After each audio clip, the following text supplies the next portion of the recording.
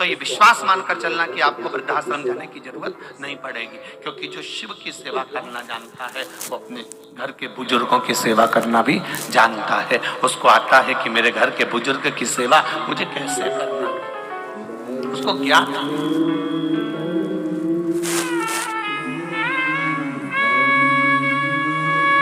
शंभु शरण बड़ी मांगू घड़ी दुख काटो दया करी दर्शन आपो।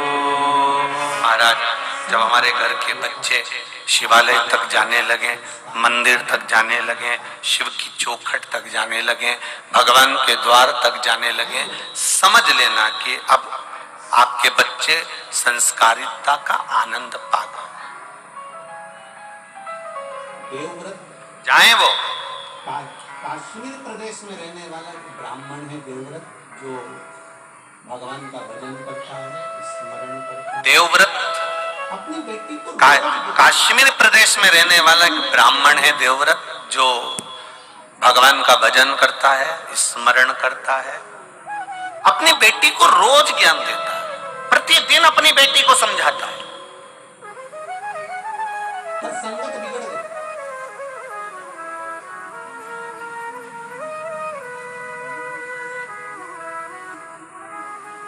अपनी बेटी पर संगत बिगड़ गई। शिवालय जाकर एक लोटा जल चढ़ा दिया।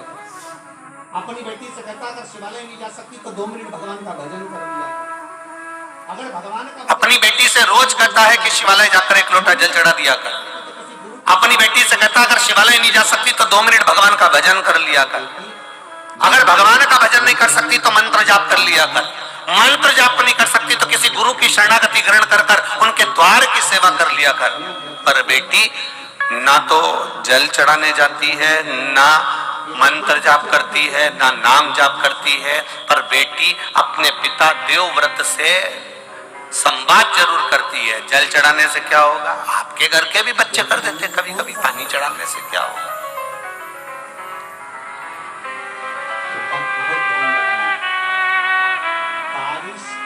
जल चढ़ाने से कौन सा फायदा? बरसात का जल।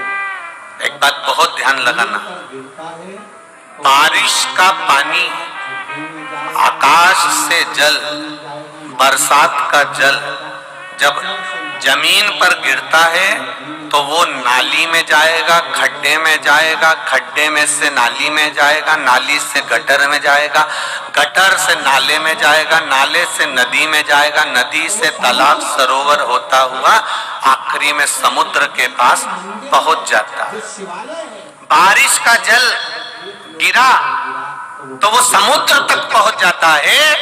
आपके नजदीक के मंदिर में जो शिवालय है, उस शिवालय पर अगर 1 लोटा जल गिरा तो वो महादेव तक पहुंच जाता है, वो महादेव तक पहुंच जाएगा। आपने जो जल समर्पित करा, आपने जो जल चढ़ाया, आज बसंत पंचमी है,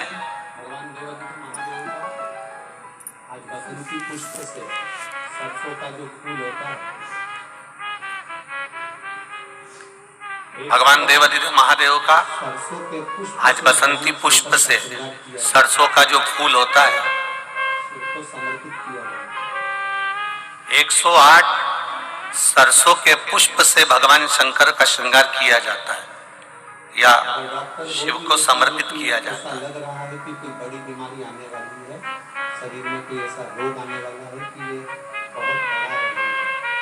अगर डॉक्टर बोल भी देता है कि ऐसा लग रहा है कि कोई बड़ी बीमारी आने वाली है, शरीर में कोई ऐसा रोग आने वाला है कि ये बहुत बड़ा रहेगा, हम उनको हमेशा कहते आए हैं कि प्रयास करना कि बसंत पंचमी के दिन सरसों के फूल 108 शंकर भगवान को चढ़ जाएं, उसके बाद जांच करवाना प्रारंभ करो, बड़ी बीमारी नहीं आएगी, बाबा उसको टाल ही देगा।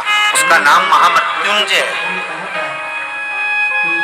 सरसों का जो पुष्प होता है, उसका नाम ही महामृत्युंजय। आप कार्य करने के लिए जा रहे हो तो ठेकेदारी, और हमने पहले भी बैतूल की कथा में कहा था कि सरसों का जो पुष्प होता है, कोई आप कार्य करने के लिए जा रहे हो, कोई ठेकेदारी करने के लिए जा रहे हो, उसमें भी सरसों का पुष्प देवाधिदेव महादेव के लिए बहुत प्रबल होता है, बहुत। बेटी को दिया गया पर बेटी मानती नहीं, प्रश्न बहुत करती महाराज, बेटी को दिया ज्ञान पर बेटी मानती नहीं, प्रश्न बहुत करती, बहुत प्रश्न। पहले का एक समय था जिस समय पर माता पिता जो कह देते थे बच्चे वो मानते थे। बीच का एक समय ऐसा आया कि माता पिता कहते जरूर है, बच्चा मानता भी है पर मन में संशय रखता है। अभी का जो समय चल रहा है, जैसे टीवी पर वो क्या बोलते हैं उसको, डेबिट, क्या बोलते हैं उसको, डेबिट करना है सबको बिठा के टीवी पे, डिबेट है, ऐसे कुछ बोलते हैं ना। आज का समय केवल टीवी पर डिबेट करने का नहीं है, घर में भी रोज का डिबेट चल रहा है, प्रतिदिन का। पिताजी कहते हैं मंदिर जा, बेटा कहता है क्यों जाऊं, यही क्रम चालू हो जाता है। बहू कहती है सास को, सास कहती है बहू को, दोनों एक दूसरे की बात नहीं मान रहे, वो इधर पांव खींच रहा है, वो इधर पांव खींच रहा है, अंत उसका सार्थत्व तक नहीं पहुंचा। जितने भी चैनल खोलो और उसको मंजिल मिला क्या? प्रयास करना कि इसमें कहीं मंजिल मिल जाए तो जरूर। जितने भी चैनल खोलो और उस पर डिबेट होता हुआ दिखे तो आप प्रयास करना कि इसमें कहीं मंजिल मिल जाए तो जरूर बताना। मंजिल नहीं मिलेगी, आज भी घरों में यही होता है, किसी लक्ष्य तक नहीं पहुंच पाता, माता पिता बच्चों से बीच में ही उसको छोड़ना पड़ता माता पिता बच्चों से कहें, और वो संशय में घूमता रहता है। आज भी घरों में यही हो रहा है। माता पिता बच्चों से कहे कि तू जल चढ़ाने जा, माता पिता बच्चों से कहे कि तुम प्रणाम करो, माता पिता बच्चों से कहे कि तुम भजन करो, माता पिता बच्चों से कहे कि तुम कीर्तन करो। पर ये व्यासपीठ, ये शिव महापुराण की कथा हमेशा कहते आई है कि कल परसों की कथा में भी कहा था, एक माँ ने अपने बच्चे का हाथ पकड़कर संत से कहा, गुरुजी मेरे बच्चे से कह दो कि ये शक्कर ना खाए, मीठा ना खाए। गुरुजी ने 1 हफ्ते का समय मांगा और 1 हफ्ते बाद गुरुजी ने कहा कि बेटा तुम शक्कर मत खाना। तो माँ को क्रोध आ गया, ये बात तो तुम 1 हफ्ते पहले भी कह सकते थे। तो गुरुजी ने कहा, कह तो सकता था पर उस समय तक मैंने शक्कर छोड़ी नहीं थी, जब तक मैं छोड़ूंगा नहीं तब तक दूसरे से कहूंगा कैसे, इसलिए पहले मैंने छोड़ी है। आप सबसे निवेदन है, अपने बच्चे को ज्ञान देने से पहले स्वयं पहले मंदिर जाना प्रारंभ करो, शिव को जल चढ़ाना प्रारंभ करो, श्री शिवाय नमस्तुभ्यम कहना प्रारंभ करो, एक बेलपत्र बाबा को समर्पित करना प्रारंभ करो। फिर धीरे धीरे बच्चे अपने आप ढलते चले जाएंगे, उनको बोलने की जरूरत नहीं पड़ेगी, स्वयं ढले। देवव्रत, कश्मीर प्रदेश में देवव्रत नाम का ब्राह्मण, और ब्राह्मण अपनी बेटी को हमेशा कहता है अपनी संगति सही रखना, विचार सही रखना, सोच सही रखना, गलत लोगों में मत पड़ जाना, गलत लोगों के बीच में मत जाना। बार बार अपनी बेटी को समझाता था, पर बेटी का विवाह कर दिया गया। बेटी का विवाह करने के बाद भी बेटी की चित्त बुद्धि सही नहीं हो पाई। वो विवाह होने के बाद भी पर पुरुषों पर उसकी दृष्टि पड़ी रही, पर पुरुष पर उसकी दृष्टि पड़ी रही।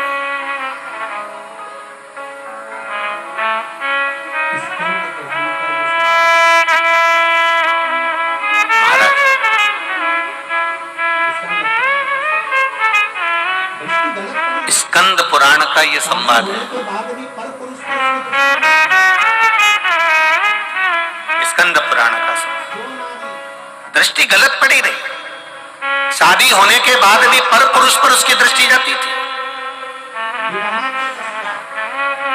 जो नारी किसी दूसरे पुरुष के साथ में स्मरण करे, विवाह के पश्चात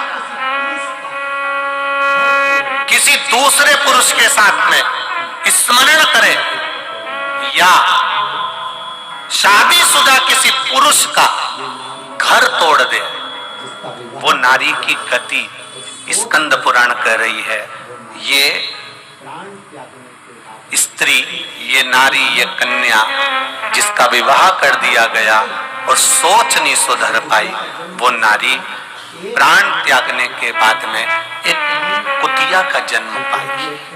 अब कुतिया तो बन गई, पर कुतिया का जन्म कैसा मिला?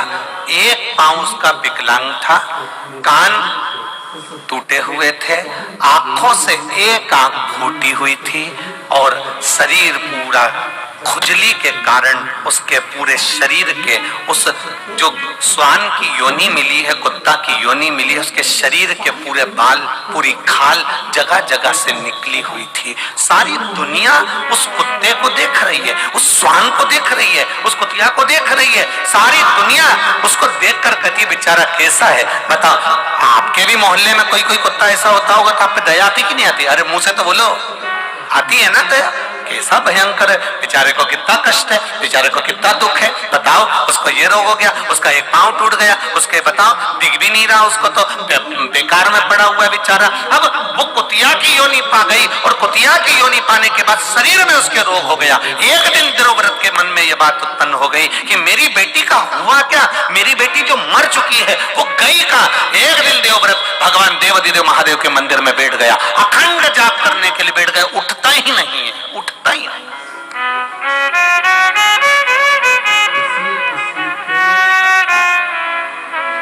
उठ ही नहीं रहा।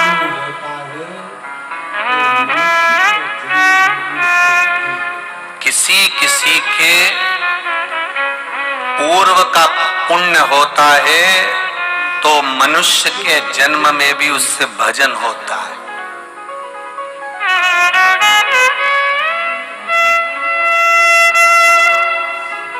किसी का पूर्व का पुण्य हो तो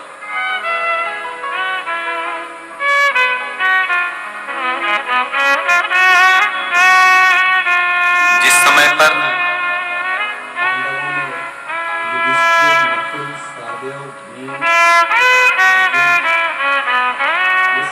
महाभारत में पांडवों में युधिष्ठिर, नकुल, सहदेव, भीम, अर्जुन ये सब थे और जिस समय पर अर्जुन मर गया,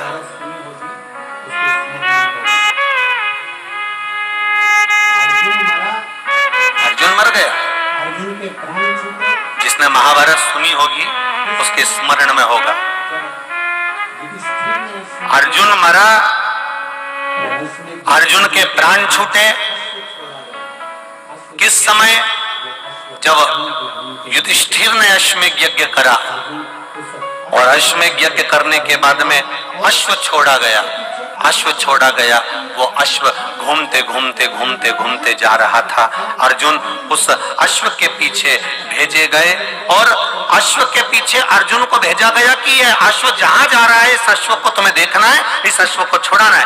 अर्जुन जहां जाते वहां दिग्विजय कर कर आते, वहां से विजय प्राप्त कर कर आते। वो अश्व जाते जाते जाते जाते जाते जाते आगे एक नगर में प्रवेश कर गया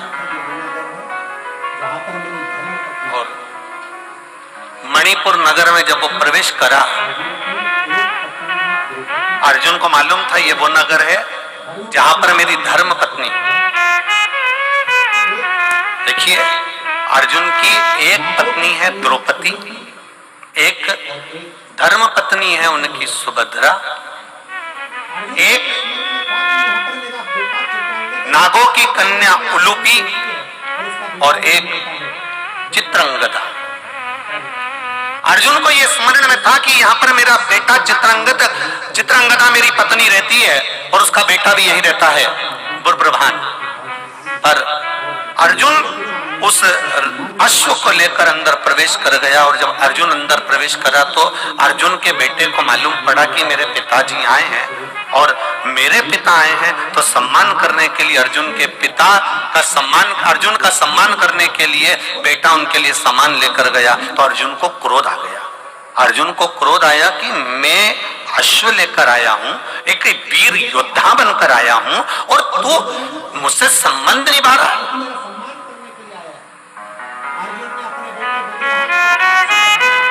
तुझे तो अश्व पकड़ना था और युद्ध लड़ना था, पर तू मेरा सम्मान करने के लिए आया।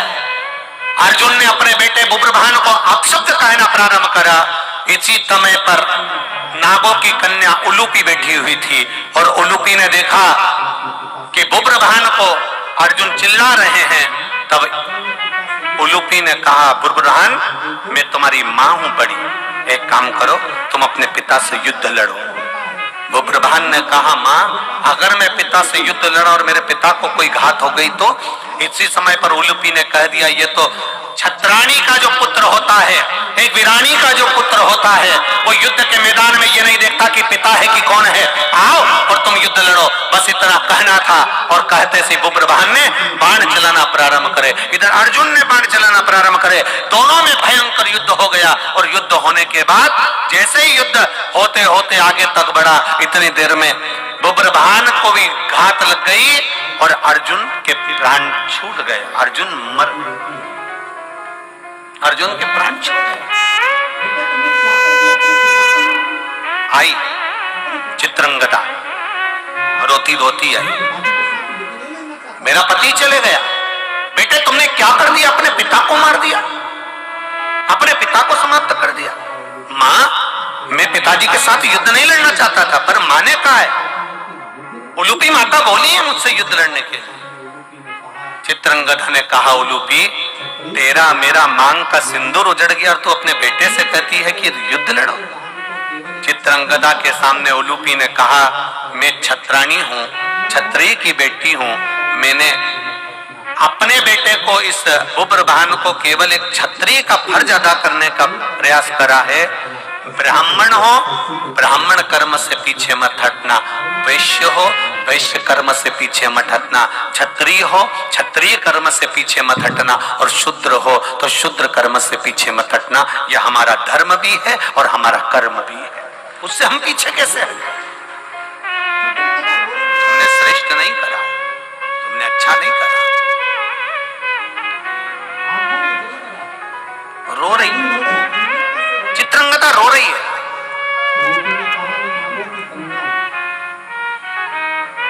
आंखों में जल भरा, ये अर्जुन मर गया, अब जीवित कैसे होगा?